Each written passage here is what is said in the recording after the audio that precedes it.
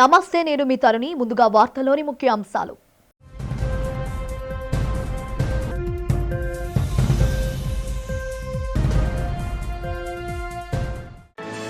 కాకినాడ వేదికగా green ammonia project నిర్మాణ పనుల చారిత్రాత్మక ఘట్టానికి శ్రీకారం చుట్టిన ముఖ్యమంత్రి చంద్రబాబు ఆంధ్రప్రదేశ్ రాష్ట్రాన్ని ప్రపంచ పటంలో గ్రీన్ హైడ్రోజన్ హబ్ గా తీర్చిదిద్దడమే లక్ష్యమని వెల్లడి.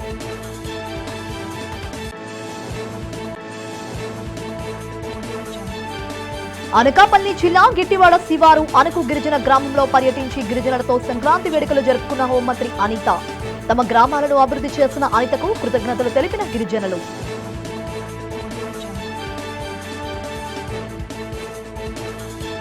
విశాఖ నగరం ఏసీఏ వీడీసీఏ క్రికెట్ స్టేడియం వేదికగా అట్టహాసంగా ప్రారంభమైన సినీ తారల సీసీఎల్ క్రికెట్. తమ అభిమాన తారల క్రికెట్ చూసేందుకు పెద్ద ఎత్తున స్టేడియంకు తరలివచ్చిన అభిమానులు. నర్సీపట్నం మున్సిపాలిటీలో 30 లక్షల నిధులతో 60 విద్యుత్ స్తంభాలను ప్రారంభించిన speaker Ayyanna. Anakapalli MP CM Ramesh. అభివృద్ధి సంక్షేమమే కూటమి ప్రభుత్వ లక్ష్యమని స్పష్టీకరణ. ఇక వివరాలు చూస్తే, ఆంధ్రప్రదేశ్ రాష్ట్రాన్ని ప్రపంచ గ్రీన్ హైడ్రోజన్ హబ్ గా తీర్చిదిద్దే దిశగా మరో భారీ అడుగు పడింది. కాకినాడ వేదికగా ఏఎం గ్రీన్ సంస్థ ప్రతిష్టాత్మకంగా చేపట్టిన 1.5 MTPA గ్రీన్ అమోనియా ప్రాజెక్టు నిర్మాణ పనులను ముఖ్యమంత్రి నారా చంద్రబాబు నాయుడు, ఉప ముఖ్యమంత్రి పవన్ కళ్యాణ్ ప్రారంభించారు. సుమారు 84,000 కోట్లకు పైగా భారీ పెట్టుబడితో రూపొందుతున్న ఈ ప్రాజెక్టు రాష్ట్ర పారిశ్రామిక ముఖచిత్రాన్ని మార్చేయనుంది.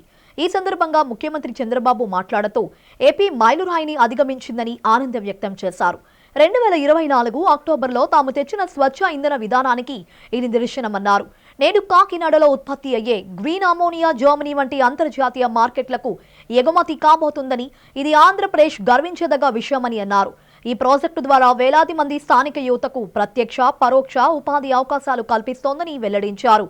ఉప ముఖ్యమంత్రి పవన్ కళ్యాణ్ మాట్లాడుతూ పర్యావరణానికి హాని కలగకుండా పారిశ్రామిక వృద్ధి సాధించడమే కూటమి ప్రభుత్వ లక్ష్యమని పేర్కొన్నారు. గ్రీన్ అమోనియాకి గ్రీన్ సిగ్నల్ ఇచ్చాం. అయితే ఇప్పటికే దీన్ని ఒక స్థాయికి తీసుకొచ్చారు. ఈరోజు నాకు ఏమాత్రం అనుమానం లేదు, 2027 మిడ్కంతా, అంటే మే జూన్కంతా కూడా మొదటి ప్రొడక్షన్ కాకినాడ నుంచి స్టార్ట్ అవుతుంది. 0.5 మిలియన్ టన్స్. ఇది ఒక చరిత్ర. ఒకప్పుడు చరిత్ర రాస్తే ఎవరో చేస్తే మనం చూసేవాళ్ళం, కానీ ఈరోజు చరిత్ర తిరగరాయడంలో తెలుగువాడు ముందున్నాడంటే గర్వపడుతున్నా, సంతోషిస్తున్నా. నిన్నే ప్రధానమంత్రి నరేంద్ర మోడీ గారు, జర్మన్ ఛాన్సలర్ గారు MOU చేశారు. ఆ MOU ప్రకారం కాకినాడలో గ్రీన్ అమోనియా ప్లాంట్ కూడా వస్తుంది. మనం ఇక్కడి నుంచి సప్లై చేస్తున్నాం. ఇంకొక పక్కన మనందరం గుర్తుపెట్టుకోవాల్సిన అవసరం ఉంది. కాకినాడలోని 495 ఎకరాల విస్తీర్ణంలో ఇది ఏర్పాటు కానున్నది. సంవత్సరానికి 1.5 మిలియన్ మెట్రిక్ టన్నుల గ్రీన్ అమోనియా ఉత్పత్తి లక్ష్యంగా నిర్దేశించబడింది. 15,600 కోట్లు పెట్టుబడులు ఉండగా దానికి అనుసంధానంగా సుమారు $8 బిలియన్ అంటే దాదాపు 60, మన డబ్బులు చెప్పాలంటే 66,400 కోట్ల విలువైన రెన్యూబుల్ ఎనర్జీ పెట్టుబడులు కూడా భవిష్యత్తులో సాధ్యమవుతాయి. 2027 చివరి తొలి దశ కమిషనింగ్ లక్ష్యంగా రెన్యూబుల్ ఎనర్జీ ఆధారిత క్లీన్ ఎనర్జీ కేంద్రంగా ఈ ప్రాజెక్టు రూపుదిద్దుకోబోతుంది. అనకాపల్లి జిల్లా గొట్టివాడ శివారు మారుమూల గిరిజన గ్రామం అణుకులో హోంమంత్రి అనిత పర్యటించారు. ఈ సందర్భంగా గ్రామస్తులు మంత్రికి సాంప్రదాయ పద్ధతుల్లో ఘన స్వాగతం పలికారు. అణుకులోని పరదేశమ్మ తల్లిని దర్శించుకున్న మంత్రి అనిత అనంతరం సంక్రాంతి, కనుమ పండుగల సందర్భంగా గిరిజనులతో కలిసి కుటుంబ సమేతంగా వేడుకల్లో పాల్గొన్నారు. గిరిజనులతో ఎంతో ఆత్మీయంగా మమేకమై పండగ ఆనందాన్ని పంచుకున్నారు. అనితమ్మ మా గుండె, అనితమ్మ మా గ్రామానికి రావడం మాకు పెద్ద పండుగ అంటూ అణుకు వాసులు మంత్రిపై తమ ప్రేమాభిమానాలను చూపించారు. గతంలో రోడ్ల సౌకర్యం లేక ఎన్నో ప్రాణాలు కోల్పోయామని పేర్కొంటూ 2,50,00,000 వ్యయంతో రోడ్డు మంజూరు చేయించినందుకు మంత్రికి ప్రత్యేక కృతజ్ఞతలు తెలిపారు. గ్రామస్తులతో ముఖాముఖి సమావేశం నిర్వహించిన మంత్రి అనిత వారి సమస్యలను అడిగి తెలుసుకున్నారు. ప్రతి ఒక్కరిని పేరు పేరున పలకరిస్తూ యోగక్షేమాలు తెలుసుకున్నారు. చిన్నారులతో ముచ్చటించి వారికి పుస్తకాలు పంపిణీ చేయగా గిరిజనులకు సంక్రాంతి కానుకలు అందజేశారు. మంత్రి స్వయంగా భోజనాలు వడ్డించి గిరిజనులతో కలిసి భోజనం చేశారు. ఈ కార్యక్రమంలో మంత్రి కుమారుడు నిఖిల్, కుమార్తె రేష్మిత పాల్గొన్నారు.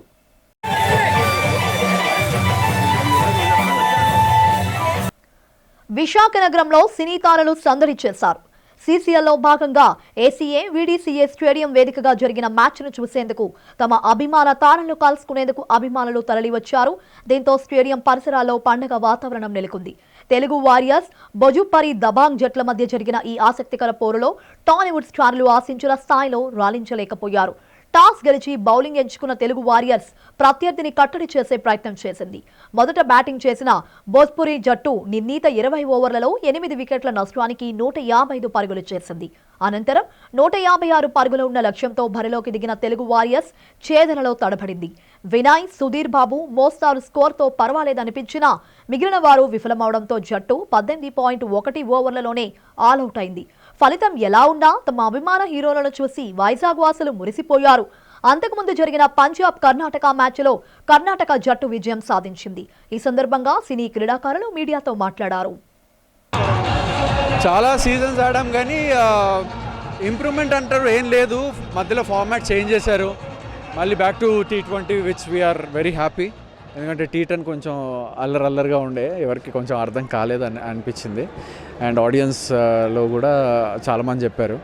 But still 2020 is a standard cricket. And wicket ఉందని గట్టి కొట్టడం కాదు, వికెట్ కాపాడుకొని ఆడడం కూడా తెలియాలి. So 2020 it's gonna be fun. And 2020లోనే మేము హ్యాట్రిక్ టైమ్స్ గెలిచాము, త్రీ టైమ్స్ కన్సిక్యూటివ్గా గెలిచాము. So we're hoping the best. ఈ సీజన్ కూడా గెలుద్దామని. So let's see. సో వైజాగ్లో సీసీఎల్ మ్యాచ్ జరగడం ఫస్ట్ టైం నేను వైజాగ్ రావడం. అండ్ అంటే ఫస్ట్ టైం రావడం అంటే ఈ స్టేడియంకి వచ్చాను ఇదివరకు. వైజాగ్ ఆబ్వియస్లీ నేను ఇక్కడే నా యాక్టింగ్ కోసం ఇక్కడే చేశాను. బట్ ఫస్ట్ టైం సీసీఎల్ ఆడుతున్నాం. సో వెరీ నైస్ అండ్ చాలా బాగుంది. ఇట్స్ సో మంచి మ్యాచ్ అవుతుంది. అండ్ మంచి టీము భోజ్పురి కూడా. సో రేపు కూడా పంజాబ్తో ఆడుతున్నాం. సో ప్లీజ్ అందరూ కూడా వైజాగ్లో ఉండే వాళ్ళందరూ కూడా వచ్చి మమ్మల్ని సపోర్ట్ చేయాలని మనస్ఫూర్తిగా కోరుకుంటున్నాను. సో ప్లీజ్ రండి, సపోర్ట్ చేయండి. సింహాచలం శ్రీ వరాహలక్ష్మీ నరసింహస్వామి వారి దేవస్థానంలో శుక్రవారం గజేంద్ర మోక్షం ఘట్టం అత్యంత వైభవంగా జరిగింది. ఈ సందర్భంగా స్వామివారు రామవతారంలో భక్తులకు అభయమిచ్చారు. ఉదయం కొండపై నుంచి మెట్ల మార్గం ద్వారా మంగళ వాయిద్యాలు, వేద మంత్రోచ్చారాల నడుమ స్వామివారి ఊరేగింపు అట్టహాసంగా సాగింది. దిగువన ఉన్న పూల తోటలో ఆలయ స్థానాచార్యులు డాక్టర్ టిపి రాజగోపాల్ పర్యవేక్షణలో పాంచాంతరమగ శాస్త్రం శాస్త్రోక్తంగా ప్రత్యేక పూజలు నిర్వహించారు. భాగవతంలోని గజేంద్ర మోక్ష ఘట్టాన్ని అర్చకులు భక్తి భావంతో గానం చేశారు. ఆపదలో ఉన్న మూగ జీవాలను సైతం రక్షించే కారుణ్యమూర్తి భగవంతుణ్ణి ఈ ఉత్సవం చాటి చెప్తుందని స్థానాచార్యులు పేర్కొన్నారు. ఈ కార్యక్రమంలో ఈవో సుజాత ఆదేశాల మేరకు డిప్యూటీ ఈవో రహదా, ఏఈఓలు తిరుమలేశ్వరరావు, రమణమూర్తి, వైదిక బృందం పాల్గొన్నారు. అనంతరం గ్రామ తిరువీధుల్లో స్వామివారు ఊరేగుతూ భక్తులకు దివ్య దర్శనమిచ్చారు.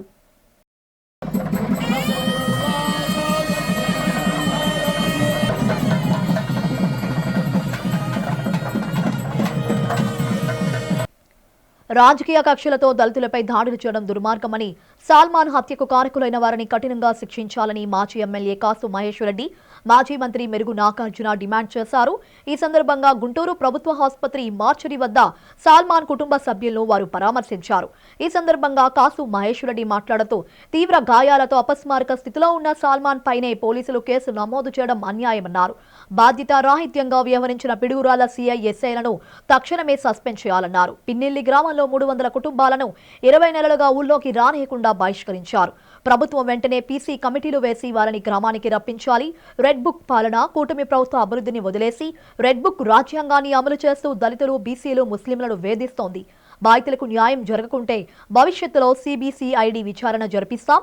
మాజీ మంత్రి మెరుగు నాగార్జున మాట్లాడుతూ కూటమి పాలనలో దళితులకు రక్షణ కరువైందని, దాడులు, బహిష్కరణలు టీడీపీకే పెటెంట్గా మారాయని విమర్శించారు.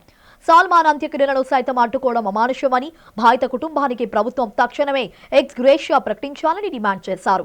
వైఎస్ఆర్ కాంగ్రెస్ పార్టీ బాధిత కుటుంబాలకు అండగా ఉంటుందని, త్వరలోనే పార్టీ అధినేత వైఎస్ జగన్మోహన్ రెడ్డి బాధితులను పరామర్శిస్తారని వారు పేర్కొన్నారు.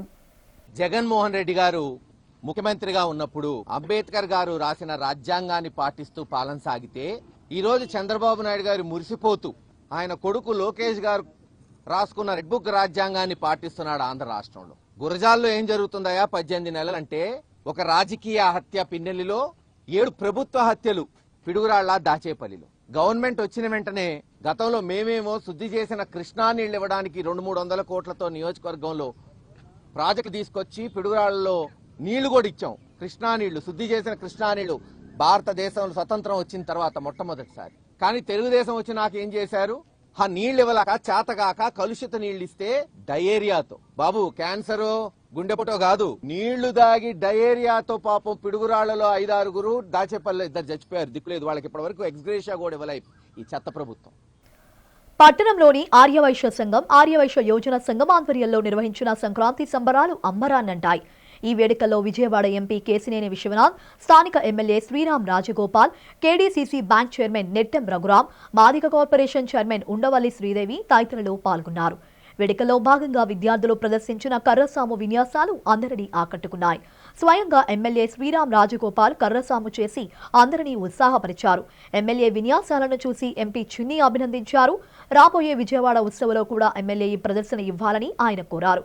గిరిజన నృత్యాలతో సందడి, లంబాడీలతో కలిసి ఎంపీ కేసినేని చిన్ని, ఎమ్మెల్యే శ్రీరామ్ తాతయ్య, నెట్టెం రఘురాం, ఉండవల్లి శ్రీదేవి సుగాలి డాన్స్ చేశారు. సంక్రాంతి శుభాకాంక్షలు తెలియజేసుకుంటున్నాం. ఇవాళ చక్కగా ఆర్య వైశ్య సంఘం ఆధ్వర్యంలో చక్కటి సాంస్కృతిక మన యొక్క ఆచారాలు, వ్యవహారాలు అన్నీ మేళవించే విధంగా సంక్రాంతి సంబరాలు జరుపుకోవడం చాలా ఆనందంగా ఉంది. పెద్దలు శ్రీరామ్ తాతయ్య గారి వారి కుటుంబ సభ్యులు బ్రహ్మాండంగా ఆర్యవైశ్య సంఘం, అంతేకాకుండా పెద్దలు గౌరవనీయులు రఘురామ్ గారు కూడా వచ్చి దీనికి శ్రీదేవి గారు మరింత శోభ తెచ్చారు. రాఘవేంద్ర గారు, మున్సిపల్ చైర్మన్ రాజేంద్ర గారు అందరూ శోభ తెచ్చారు. నిజంగా చిన్నపిల్లల ప్రదర్శనలు చూస్తే కత్తిసాము, ముఖ్యంగా మా కర్రసాము ముఖ్యంగా మా తాతయ్య గారిని చూస్తే ఎప్పుడో చిరంజీవి గారినో బాలకృష్ణ గారినో కత్తిసాములో చూసినంత విధంగా ఆనందంగా ఉంది. మొన్నటిదాకా వీడియోల్లోనే చూసాం, ఇవాళ ప్రత్యక్షంగా చూడటం చాలా ఆనందంగా ఉంది. ఈసారి మా విజయవాడ ఉత్సవంలో తప్పకుండా కర్రసాము చేయాలని కోరుకుంటున్నాం. అంతేకాకుండా సంక్రాంతి అంటేనే అందరం కూడా బంధుమిత్రులతో జరుపుకునే పండగ.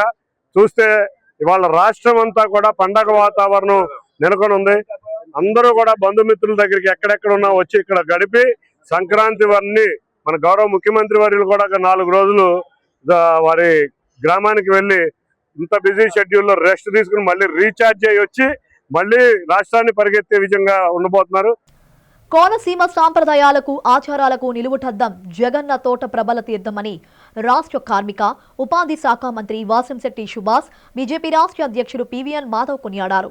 సంక్రాంతి ముగింపు రోజైన కనుమ పండుగను పురస్కరించుకొని అంబాజీపేట మండలం మొసలపల్లి శివారున ఉన్న చారిత్రాత్మక జగన్న తోటలో ఏకాదశ రుద్రాల ప్రబల తీర్థాన్ని ఆయన సందర్శించారు. ఈ సందర్భంగా స్వామివార్లకు ప్రత్యేక పూజలు నిర్వహించిన అనంతరం వారు మీడియాతో మాట్లాడారు.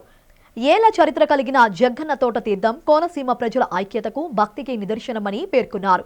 11 గ్రామాల నుంచి వచ్చే ఏకాదశ రుద్రులు, శివరూపాలు ఒకే చోట కొలువుదీరడం ఇక్కడి ప్రత్యేకత అని ఆయన వివరించారు. రాష్ట్ర ప్రభుత్వం ఇలాంటి సాంప్రదాయ ఉత్సవాలను గౌరవిస్తుందని, భక్తులకు ఎటువంటి ఇబ్బందులు కలగకుండా అన్ని ఏర్పాట్లు చేయాలని అధికారులు ఆదేశించినట్లు తెలిపారు. కోనసీమ ప్రజలతో కలిసి ఈ ఉత్సవంలో పాల్గొనడం అదృష్టంగా భావిస్తున్నామని, ప్రతి ఒక్కరి జీవితాల్లో ఈ సంక్రాంతి వెలుగులు నింపాలని ఆకాంక్షించారు. ప్రపంచ వ్యాప్తంగా గుర్తింపు పొందిన ఈ ప్రబల తీర్థాన్ని భవిష్యత్తులో మరింత వైభవంగా నిర్వహించేందుకు, పర్యాటకంగా అభివృద్ధి చేసేందుకు కృషి చేస్తామని కూటమి తరపున హామీ ఇచ్చారు. స్వేచ్ఛ అనేది గోదావరి జిల్లాలో స్వయంగా చూస్తూ ఉన్నాం. రైతులు స్వేచ్ఛగా తమ కుటుంబాలతో షాపింగ్ చేయటం, దర్శనం ఇవ్వటం, కిక్కిరిసిపోవటం కూడా చూసాం పండగకు ముందు. ఇప్పుడు తమ కుటుంబాలతో స్వేచ్ఛగా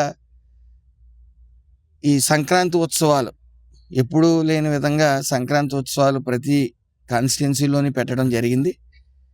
వాటిల్లో ముఖ్యంగా ఈ ఉమ్మడి కుటుంబాలు అనేవి పూర్తిగా కనుమరుగైపోయాయి. ఆ ఉమ్మడి కుటుంబాలని చూడాలి అంటే, ఈ ప్రపంచంలో ఎక్కడైనా చూడాలి అనుకుంటే ఓన్లీ గోదావరి జిల్లాలో మాత్రమే అది సాధ్యం. అది సంక్రాంతి టైంలో దర్శనమిస్తూ ఉంటాయి ఈ ఉమ్మడి కుటుంబాలు. ఈసారి ఎన్నడూ లేని విధంగా 9 రోజులు, ఒక 2 రోజులు సెలవు పెట్టుకుంటే 9 రోజులు కంటిన్యూస్గా సెలవులు రావడంతో మరి ఇతర దేశాల నుంచి కూడా సంక్రాంతికి ఈ గోదావరి జిల్లాలకు వచ్చిన వైనం. అలాగే ఈరోజు జగన్ తోట తీర్థం కూడా విశేషంగా 11 ఏకాదశి రుద్రులు ఒక చోటకి చేరి సమావేశం అయ్యి ఈ దేవతలందరితో కూడా ఈ ప్రపంచ శాంతి కోసం, యోగక్షేమాల కోసం సమావేశమైనట్టు చరిత్ర చెప్తుంది. ఆంధ్రప్రదేశ్లో సంక్రాంతి ఉత్సవాలంటే మొత్తం దేశవ్యాప్తంగా అందరి చూపు మనపై ఉంటుంది. దేశంలో ఎక్కడా లేని విధంగా 4 రోజులు పండగ చేసుకోవటం, ఈ పండగని అనేక విధాల, అనేక చోట్ల, అనేక రకాలుగా ఈ కార్యక్రమాన్ని చేసుకుంటారు. మరి ముఖ్యంగా మన గోదావరి జిల్లాల్లో ఈ యొక్క పండగ యొక్క పరాకాష్ఠ మనం చూడొచ్చు. ఆ విధంగా అనేక రకాల ఉత్సవాలు, కోడి పందాలు, అలాగే అనేక రకాల కార్యక్రమాలు మన ప్రాంతానికి ప్రసిద్ధి చెందింది మన కోనసీమ ప్రాంతంలో ఉండే ఈ యొక్క ప్రబల తీర్థం. ఇవాళ నేను మొదటిసారి ఈ యొక్క జగ్గన్న తోట ఈ యొక్క ప్రబల తీర్థాన్ని సందర్శించడం నాకు నిజంగానే చాలా ఆనందం. అలాగే ఇది పూర్వజన్మ సుకృతంగా భావిస్తున్నాను. ఎందుకంటే ఏకాదశ రుద్రులు ఒకే చోట కొలువై ఉండటం, అందరి దర్శనం ఒకేసారి అవ్వటం, ఆ విధంగా కోనసీమ వాసులు పుణ్యం చేసుకున్నారు. సుమారు 500 సంవత్సరాలు పైగా ఉండే ఒక ఘన చరిత్ర. దేశంలో ఎక్కడా కూడా ఈ విధంగా ఉండే పరిస్థితి లేదు. అటువంటి ప్రత్యేకత కలిగిన ఈ యొక్క జగ్గన్న తోట ఏకాదశ రుద్రుల యొక్క కొలువు ఏదైతుందో చాలా ప్రత్యేకమైంది. అది కూడా ఇది ఎందుకు చేస్తారు అంటే ఇది ప్రపంచ శాంతి కోసం చేస్తారు అని చెప్పి ఆ యొక్క పూజారులు చెప్పడం, గ్రామస్తులు చెప్పడం ఏదైతుందో మరి చాలా ఆనందించాల్సిన విషయం. నర్సీపట్నం మున్సిపాలిటీ అభివృద్ధి పదంలో దూసుకుపోతుందని శాసనసభ స్పీకర్ చింతకాయల అయ్యన్న పాత్రుడు అనకాపల్లి ఎంపీ సీఎం రమేష్ పేర్కొన్నారు. ఈ సందర్భంగా నర్సీపట్నం మున్సిపాలిటీ పరిధిలో 30 లక్షల వ్యయంతో నూతనంగా ఏర్పాటు చేసిన 60 విద్యుత్ దీపాల స్తంభాలను వారు ప్రారంభించారు. అనంతరం వారు మాట్లాడుతూ పట్టణ సుందరీకరణలో భాగంగా అధునాతన విద్యుత్ దీపాలను అందుబాటులోకి తీసుకువచ్చినట్లు తెలిపారు. ప్రజలకు మెరుగైన వసతులు కల్పించడమే తమ ప్రభుత్వ లక్ష్యమని, రానున్న రోజుల్లో పట్టణంలో మరిన్ని అభివృద్ధి పనులను ప్రజలు చూస్తారని వారు ధీమా వ్యక్తం చేశారు. నిరంతరం ప్రజా సంక్షేమం, మున్సిపాలిటీ పురోభివృద్ధికి కృషి చేస్తామని హామీ ఇచ్చారు. ఈ కార్యక్రమంలో పలువురు మున్సిపల్ అధికారులు, ప్రజాప్రతినిధులు పాల్గొన్నారు. రాయలసీమ ప్రాజెక్టుల విషయంలో మాజీ ముఖ్యమంత్రి జగన్మోహన్ రెడ్డి అనుసరించిన వైఖరిపై టీడీపీ ఎమ్మెల్యే సోమిరెడ్డి చంద్రమోహన్ రెడ్డి తీవ్ర స్థాయిలో ధ్వజమెత్తారు. ఈ సందర్భంగా నెల్లూరులో ఏర్పాటు చేసిన మీడియా సమావేశంలో ఆయన మాట్లాడారు. గత ప్రభుత్వ హయాంలో జరిగిన నీటి ప్రాజెక్టుల వైఫల్యాలను ఎండగట్టారు. గతంలో తెలంగాణలో అన్న కేసీఆర్, ఇక్కడ ఏపీలో తమ్ముడు జగన్ రెడ్డి ముఖ్యమంత్రులుగా ఉన్నప్పుడు వీరిద్దరి మధ్య విడదీయలేని అనుబంధం ఉండేదన్నారు. ఆ లాలూచి రాజకీయాల వల్లే రాయలసీమ ఎత్తిపోతల పథకాన్ని జగన్ తాకట్టు పెట్టారని సోమిరెడ్డి విమర్శించారు. 2020లో తెలంగాణ ప్రభుత్వం ఫిర్యాదు చేయడంతోనే ఎన్జీటీ రాయలసీమ లిఫ్టుపై స్టే విధించిందని, 2024 వరకు ఇద్దరూ అధికారంలో ఉన్నా ఆ స్టే తొలగించడంలో జగన్ పూర్తిగా విఫలమయ్యారని మండిపడ్డారు. రాయలసీమ ఎత్తిపోతల పనుల పేరుతో వైసీపీ ప్రభుత్వం కేవలం మట్టి పనులకే పరిమితమైందని సోమిరెడ్డి ఆరోపించారు. అసలు లిఫ్టు పనులే మొదలు పెట్టకుండా 100 కోట్లు దోచుకోవడమే లక్ష్యంగా పెట్టుకున్నారని, చిత్రమేమిటంటే మట్టి పనుల బిల్లును చేసుకోవడానికి ఎన్జీటీ స్టే అడ్డుకు రాలేదని, కానీ లిఫ్టు నిర్మాణానికి మాత్రం స్టే అడ్డు వచ్చిందన్నారు. ప్రస్తుత ముఖ్యమంత్రి చంద్రబాబు నాయుడు తెలంగాణ సీఎం రేవంత్ రెడ్డితో కుమ్మక్కయ్యారని వైసీపీ నేతలు విమర్శించడం హాస్యాస్పదంగా ఉందని సోమిరెడ్డి కొట్టిపారేశారు. రాయలసీమ లిఫ్ట్ గురించి చంద్రబాబు నాయుడు గారు, రేవంత్ రెడ్డి గారు ఇద్దరు కలిసి కుమ్మక్కయ్యి రేవంత్ రెడ్డి కోసం రాయలసీమకి నష్టం చేశాడని నోరు పారేసుకుంటున్నారు. నేను స్ట్రైట్గా ఒకటే అడుగుతా, ఎన్జీటీ స్టే ఇచ్చినప్పుడు ముఖ్యమంత్రి ఎవరు? ఆంధ్రాకి జగన్మోహన్ రెడ్డి. అప్పుడు తెలంగాణలో ముఖ్యమంత్రి ఎవరు? కేసీఆర్. మీరిద్దరు సొంత అన్నదమ్ముళ్ళు, రక్తం ఇద్దరిది ఒకటే. అటువంటిప్పుడు 4 ఏళ్ళు కేసీఆర్తో లాలూచి పడి ఎన్జీటీ స్టే వేకేట్ చేయించకుండా, ఆ వర్క్ కంటిన్యూ చేయకుండా రాయలసీమ లిఫ్ట్ని మూలబెట్టింది ఎవరో అడుగుతుండా? కేసీఆర్, జగన్మోహన్ రెడ్డి లాలూచి పడి అని స్ట్రైట్గా అడుగుతుండా? ఇది మీ టైంలో చేసిన పాపాలని ఈరోజు మాకు వంటగట్టేదానికి ఎట్టి ప్రయత్నం చేస్తాం? రాయలసీమ పేరెత్తే అర్హత లేదు. ఇంకైనా నోరు మూసుకొని గమ్ము కూర్చోండి. వాస్తవాలు ప్రజల్లోకి వెళ్ళిపోయినాయి. పండుగ సెలవుల నేపథ్యంలో కలియుగ ప్రత్యక్ష దైవం శ్రీ వెంకటేశ్వర స్వామిని దర్శించుకునేందుకు భక్తులు తిరుమలకు పోటెత్తారు. వరుస సెలవులు రావడంతో దేశవ్యాప్తంగా వివిధ ప్రాంతాల నుంచి భక్తులు భారీగా తరలివచ్చారు. దీంతో తిరుమల కొండపై ఎటు చూసినా భక్తుల సందడి కనిపిస్తోంది. ప్రస్తుతం వైకుంఠం క్యూ కాంప్లెక్స్ లోని అన్ని కంపార్ట్మెంట్లు నిండిపోయాయి. వెలుపల కిలోమీటర్ల మేర భక్తులు వేచి ఉన్నారు. సర్వదర్శనం కోసం వేచి ఉన్న భక్తులు దాదాపు 18 నుంచి 24 గంటల సమయం పడుతుంది. అటు కాలినడకన వచ్చే భక్తుల సంఖ్య కూడా గణనీయంగా పెరిగింది.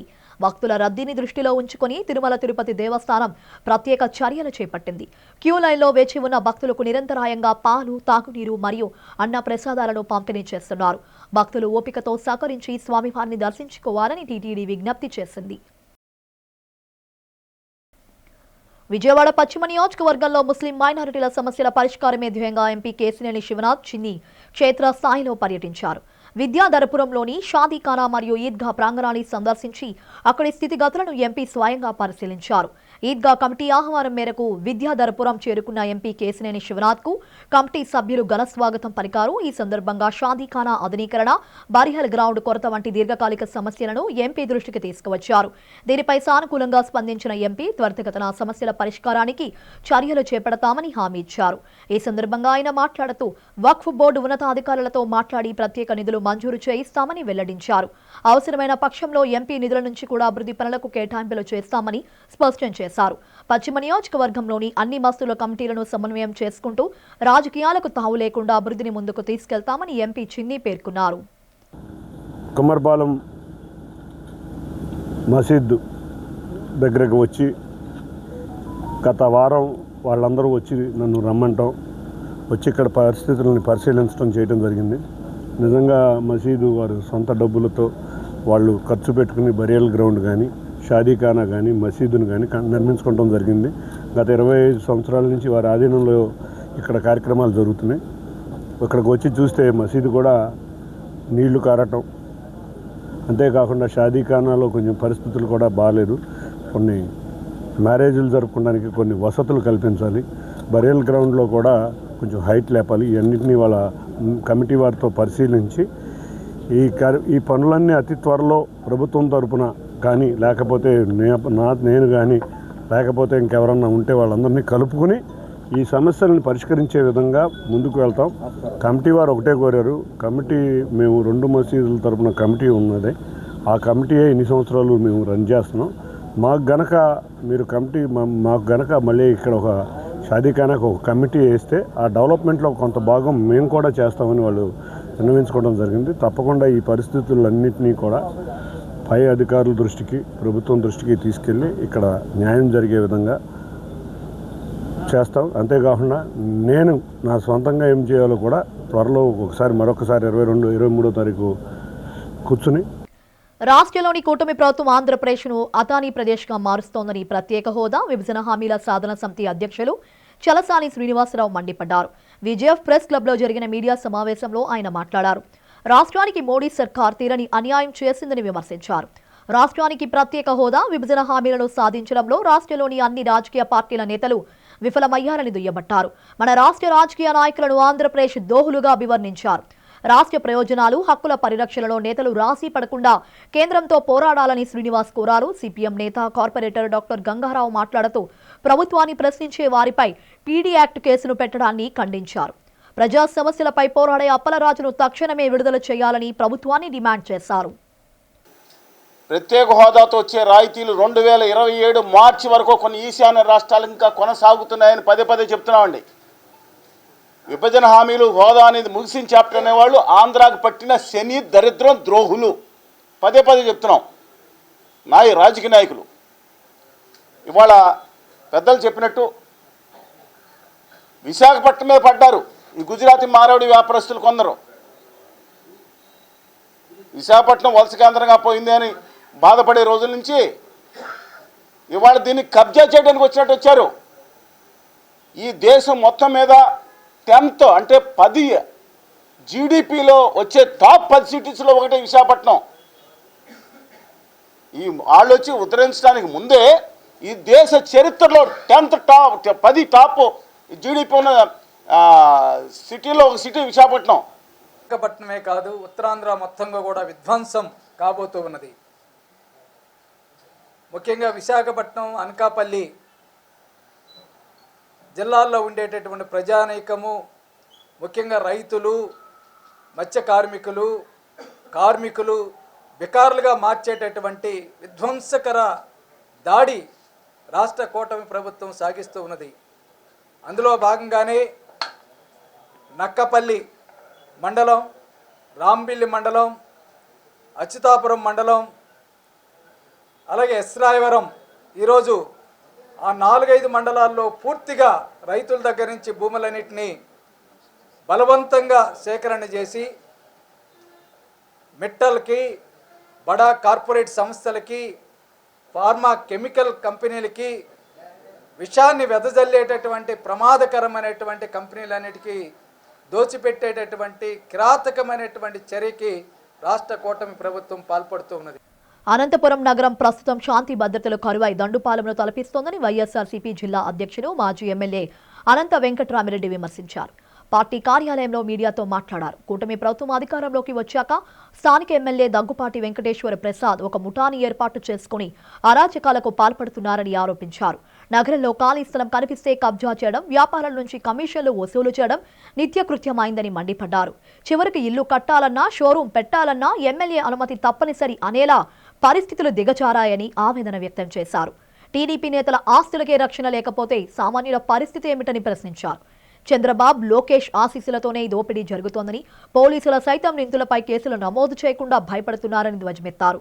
తక్షణమే ఉన్నతాధికారులు స్పందించి నగరంలో శాంతి భద్రతలను కాపాడాలని, బాధితులకు వైఎస్ఆర్సీపీ అండగా ఉంటుందని ఆయన స్పష్టం చేశారు. ముఖ్యంగా ఈ రాష్ట్రంలో చంద్రబాబు నాయుడు గారి యొక్క నాయకత్వంలో కూటమి ప్రభుత్వం ఏర్పడిన తర్వాత చాలా భిన్నంగా కూడా ఈరోజు అనంతపురం నగరం యొక్క పరిస్థితి కూడా ఈరోజు కూడా ఉంది. ఎలా పరిస్థితి ఎక్కడ చూసినా కూడా ఈరోజు ఉదయం లేస్తానే ఎవరైనా కానీ ఒక టీవీ చూడాలన్నా లేకుంటే న్యూస్ పేపర్ చూసినా కూడా ఏదో రకంగా ఈ నగరంలో మంచి నడిబొడ్డులో కూడా దౌర్జన్యాలు, దాడులు, ప్రతీకార చర్యలు ఇవన్నీ కూడా నిత్యం కూడా నిలయంగా కూడా మారిపోయింది ఈరోజు అనంతపురం పట్టణం అంతా కూడా. గతంలో మనమంతా కూడా ఒక సినిమా చూసాం, దండుపాలెం అనేది. సేమ్ ఆ దండుపాలెం యొక్క పరిస్థితి సినిమాలో ఏదైతే చూపించారో ఆ పరిస్థితే ఈరోజు ఇక్కడ అనంతపురం నగరంలో కూడా నెలకొని ఉంది కూడా. సిఐటియు రాష్ట్ర కమిటీ పిలుపులో భాగంగా విశాఖపట్నం జగదంబ జోన్ పరిధిలోని ఎల్లమ్మ గుడి ఎదురుగా ఉన్న ఎండోమెంట్ ఆఫీస్ వద్ద భారీ నిరసన కార్యక్రమం జరిగింది. జగదంబ జోన్ ప్రధాన కార్యదర్శి చంద్రశేఖర్ ఆధ్వర్యంలో జరిగిన ఈ కార్యక్రమంలో స్థానిక ప్రజలు, కార్మికులు పెద్ద ఎత్తున పాల్గొని ప్రభుత్వ వైఖరిని నిరసిస్తూ భోగి మంటల్లో నోటీసుల ప్రతులను దగ్ధం చేశారు. నివాస ప్రాంతాల్లో మహిళలు భోగి మంటలను వెలిగించగా స్థానికులు తమకు అందిన ఎండోమెంట్ డిపార్ట్మెంట్ నోటీసుల ప్రతులను ఆ మంటల్లో వేసి నిరసన తెలిపారు. కార్మిక వ్యతిరేకమైన 4 లేబర్ కోడ్ల ప్రతులను సిఐటియు నాయకులు ఎం సుబ్బారావు, చంద్రమౌళి, గణేశులు భోగి మంటల్లో వేసి తగలబెట్టారు. ఈ సందర్భంగా సీనియర్ నాయకులు వైరాజు మాట్లాడుతూ తరతరాలుగా ఇక్కడే నివసిస్తున్న పేద ప్రజలను దేవాలయ అభివృద్ధి పేరుతో ఖాళీ చేయమనడం అన్యాయమన్నారు. ఆ భూమి దేవాలయానికి సంబంధించిందని కోర్టులో నిరూపించలేకపోయినా పేదలను ఇబ్బందులకు గురిచేయడం దారుణమని పేర్కొన్నారు. ప్రభుత్వం లూలు వంటి బడా పెట్టుబడిదారులకు భూములను ధారాదత్తం చేస్తూ పేదవాడి సొంతింటిని లాక్కోవాలని చూడటం సమర్థనీయం కాదు అని మండిపడ్డారు. సిఐటియు నాయకులు ఎం సుబ్బారావు మాట్లాడుతూ ఎన్నికల సమయంలో మహిళలకు 15,000 ఇస్తామని, ఇళ్ల స్థలాలు ఇస్తామని హామీలిచ్చిన ప్రభుత్వం ఇప్పుడు ఉన్న ఇళ్లను లాక్కోవడం చూడటం దుర్మార్గమని, ఇప్పటికైనా ప్రభుత్వం కళ్లు తెరిచి ప్రజల సంక్షేమం కోసం పనిచేయాలి అని డిమాండ్ చేశారు.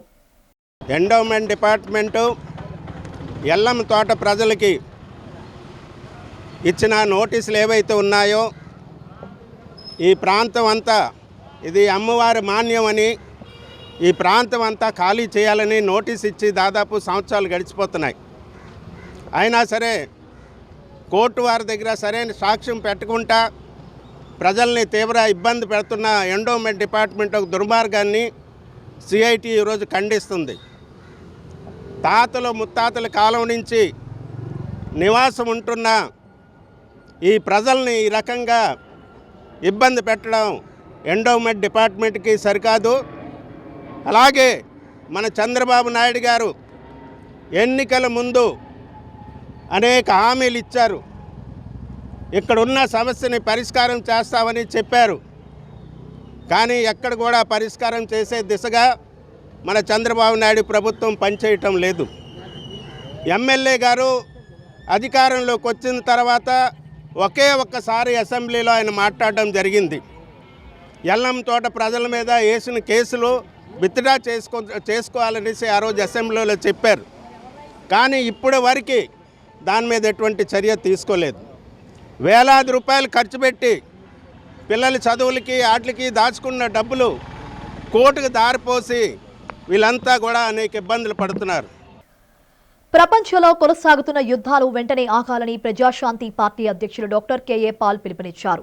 అమెరికాలోని కాన్సస్ స్టేట్ సెనేట్ సభ్యులను ఉద్దేశించి ఆయన ప్రసంగిస్తూ ప్రస్తుతం ప్రపంచవ్యాప్తంగా జరుగుతున్న 58 ప్రధాన యుద్ధాల వల్ల లక్షలాది మంది ప్రాణాలు కోల్పోతుండగా ట్రిలియన్ల డాలర్ల వృధా అవుతున్నాయని ఆవేదన వ్యక్తం చేశారు.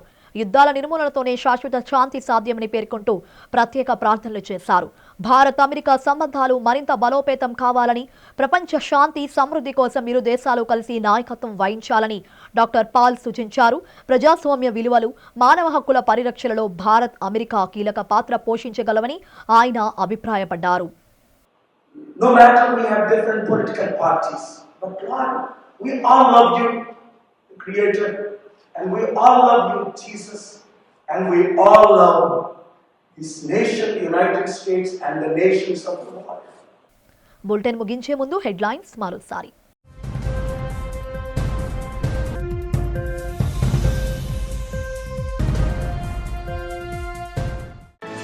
కాకినాడ వేదికగా గ్రీన్ అమోనియా ప్రాజెక్టు నిర్మాణ పనుల చారిత్రాత్మక ఘట్టానికి శ్రీకారం చుట్టిన ముఖ్యమంత్రి చంద్రబాబు, ఆంధ్రప్రదేశ్ రాష్ట్రాన్ని ప్రపంచ పటంలో గ్రీన్ హైడ్రోజన్ హబ్ గా తీర్చిదిద్దడమే లక్ష్యమని వెల్లడి.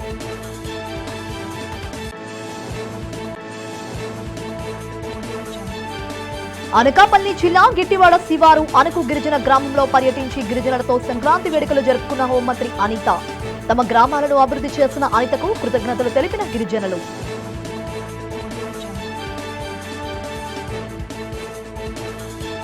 విశాఖ నగరం ఏసీఏ వీడీసీఏ క్రికెట్ స్టేడియం వేదికగా అట్టహాసంగా ప్రారంభమైన సినీ తారల సీసీఎల్ క్రికెట్. తమ అభిమాన తారల క్రికెట్ చూసేందుకు పెద్ద ఎత్తున స్టేడియంకు తరలివచ్చిన అభిమానులు. నర్సీపట్నం మున్సిపాలిటీలో 30 లక్షల నిధులతో 60 విద్యుత్ స్తంభాలను ప్రారంభించిన speaker Ayyanna. Anakapalli MP CM Ramesh. అభివృద్ధి సంక్షేమమే కూటమి ప్రభుత్వ లక్ష్యమని స్పష్టీకరణ. ఇవి ఇప్పటి వరకున్న అప్డేట్స్. మరిన్ని అప్డేట్స్ కోసం చూస్తూనే ఉండండి. అంతవరకు సెలవు, నమస్కారం.